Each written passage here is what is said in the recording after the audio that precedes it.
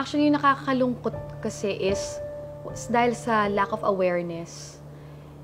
Parang merong mga ginawang procedure at test sa kanya na hindi naman kailangan kung mas maaga yung detection, kung may newborn screening na and everything. So, ang dami naming pinagdaanan. Parang sinedate pa siya, di ba? Para makapagpa-CT scan.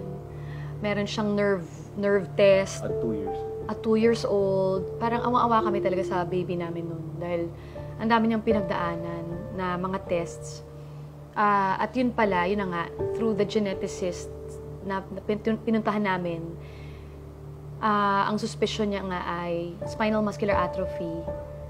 Doon lang namin nalaman. So, ang dami muna namin pinagdaanan kung ano-anong check-up tests, lab works, ganyan.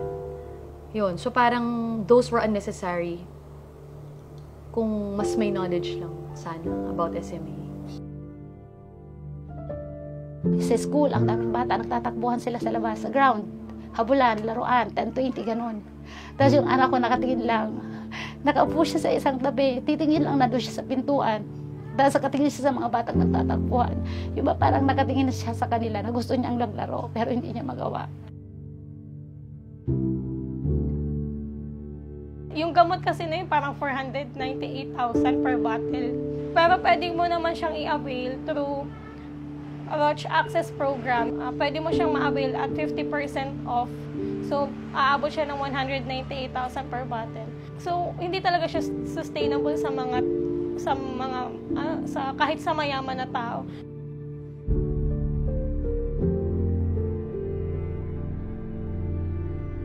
With SMA kasi, you have to be hands-on. So, I had to quit my job immediately, right after diagnosis. I wasn't able to go back to work after giving birth.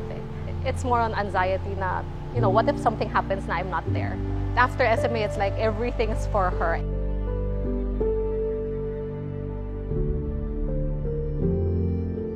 Salamat na ikaw yung son ko. Hindi kita pagpapalit, kahit na sick, any even given the chance na mabigyan ng isang kid na normal, I would always choose you. Sa research namin, merong talagang mga surgeons who do complicated procedures, complex spine surgeries, and nabigyan kami ng hope na magagawa nila kay Sancho. Ang challenge lang is talagang napakamahal niya. Siguro mga nasa 70 million pesos siya or mga $1.4 million. Kasi maraming SMA dito sa States eh. So, kasama na yung SMA na sa newborn testing. Meron na din po silang testing na kahit nasa tiyan pa lang, they can test it kung may genetic defects yung bata. Nung na-admit po si Rio dito sa States, parang nagulat kasi akala namin gagastos kami ng sobra-sobra kasi nga dollars nga po dito. Wala po kaming ginastos. Kahit nasa diapers and wipes and every supplies po talaga provided po nila.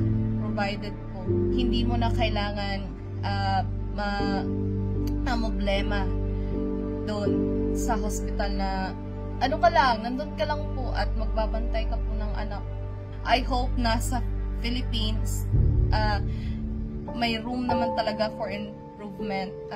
Nagrarat po talaga ako na sa Pilipinas. Ganun din po sana. Sana po talaga. Sana.